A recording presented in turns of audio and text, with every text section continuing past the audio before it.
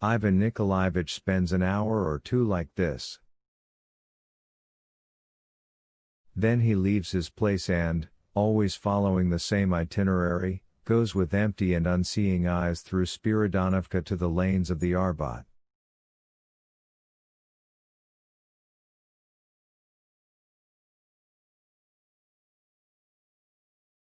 He passes the kerosene shop, turns by a lopsided old gaslight, and steals up to a fence, behind which he sees a luxuriant, though as yet unclothed, garden, and in it a Gothic mansion, moon-washed on the side with the triple bay window and dark on the other.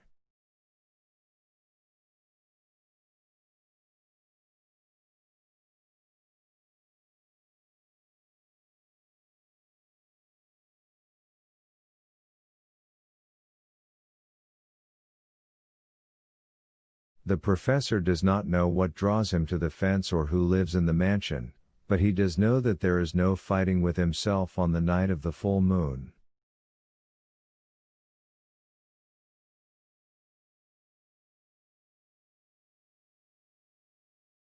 Besides, he knows that he will inevitably see one and the same thing in the garden behind the fence.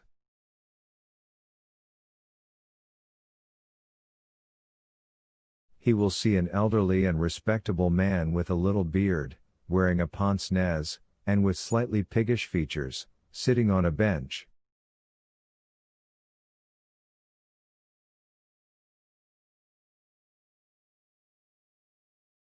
Ivan Nikolaevich always finds this resident of the mansion in one and the same dreamy pose, his eyes turned towards the moon.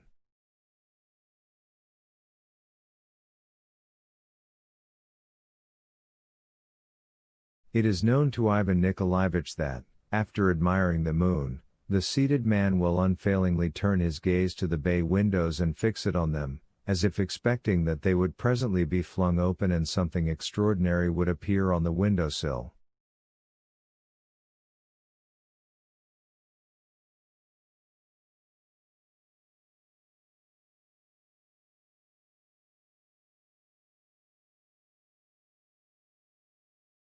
The whole sequel Ivan Nikolaevich knows by heart.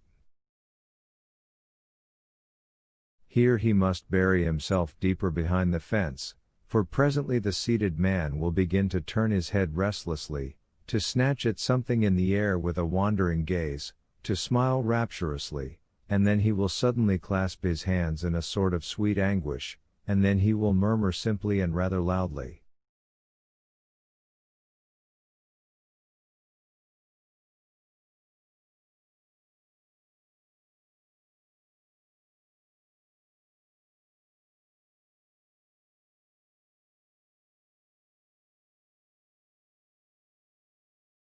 Venus. Venus. Ah, fool that I am. Gods, gods. Ivan Nikolaevich will begin to whisper, hiding behind the fence and never taking his kindling eyes off the mysterious stranger. Here is one more of the moon's victims, yes, one more victim, like me.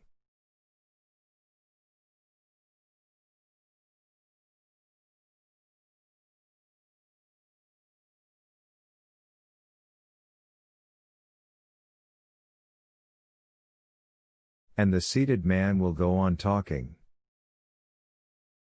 Ah, fool that I am. Why didn't I fly off with her? What were you afraid of, old ass? Got yourself a certificate. Ah, suffer now, you old cretin.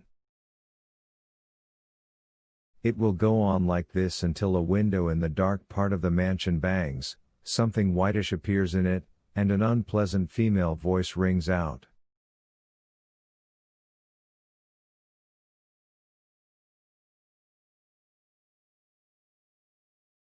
Nikolai Ivanovich, where are you? What is this fantasy? Want to catch malaria? Come and have tea. Here, of course, the seated man will recover his senses and reply in a lying voice.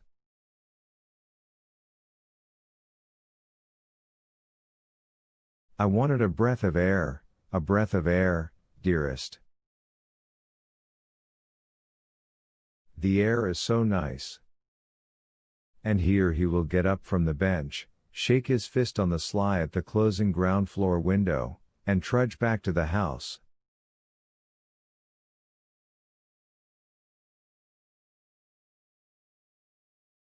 Lying, he's lying.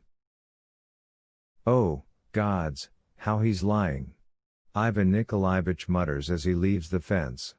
It's not the air that draws him to the garden, he sees something at the time of this spring full moon, in the garden, up there.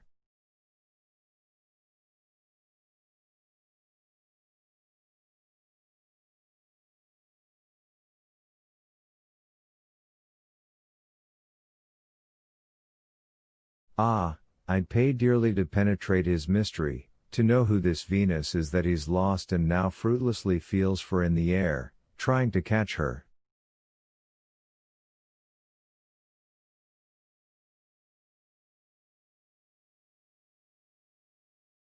And the professor returns home completely ill. His wife pretends not to notice his condition and urges him to go to bed. But she herself does not go to bed and sits by the lamp with a book, looking with grieving eyes at the sleeper.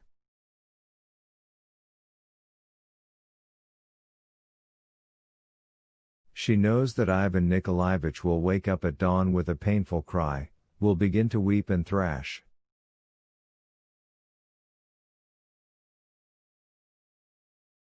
Therefore there lies before her, prepared ahead of time, on the tablecloth, under the lamp, a syringe in alcohol and an ampule of liquid the color of dark tea.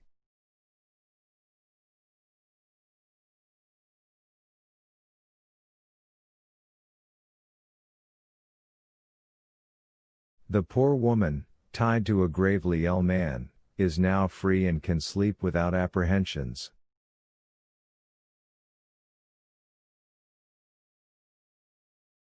After the injection, Ivan Nikolaevich will sleep till morning with a blissful face, having sublime and blissful dreams unknown to her.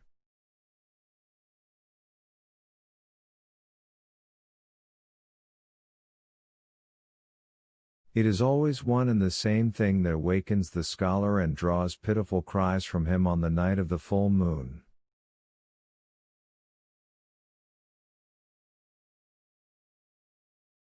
He sees some unnatural, noseless executioner who, leaping up and hooting somehow with his voice, sticks his spear into the heart of Justice, who is tied to a post and has gone insane.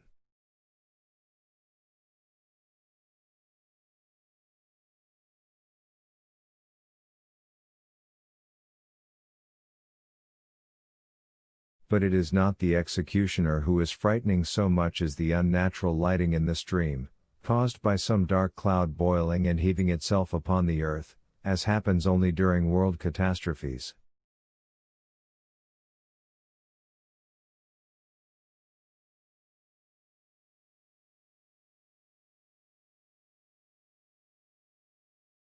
After the injection, everything changes before the sleeping man.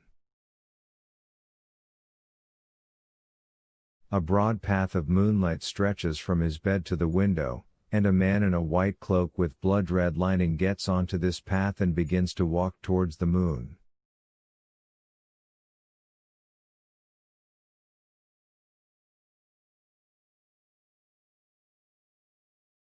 Beside him walks a young man in a torn chiton and with a disfigured face. The walkers talk heatedly about something, they argue, they want to reach some understanding.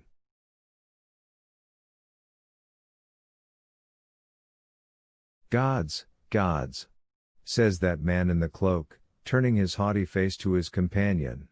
Such a banal execution?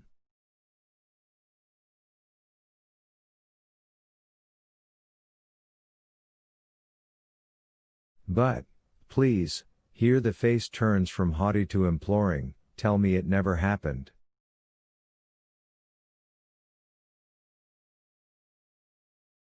I implore you, tell me, it never happened?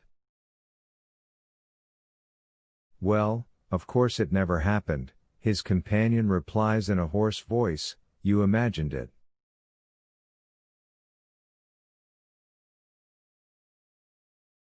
And you can swear it to me? The man in the cloak asks ingratiatingly.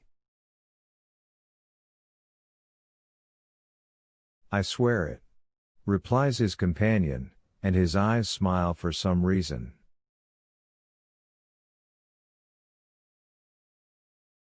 I need nothing more. The man in the cloak exclaims in a husky voice and goes ever higher towards the moon, drawing his companion along.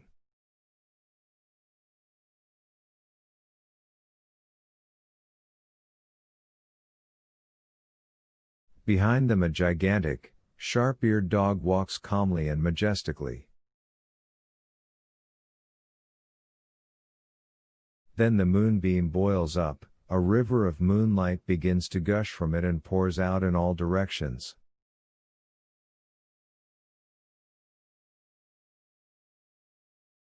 The moon rules and plays, the moon dances and frolics.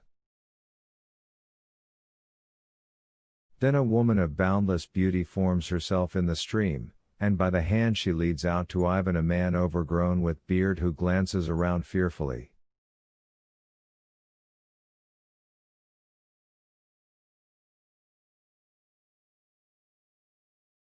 Ivan Nikolaevich recognizes him at once. It is number 118, his nocturnal guest. In his dream Ivan Nikolaevich reaches his arms out to him and asks greedily.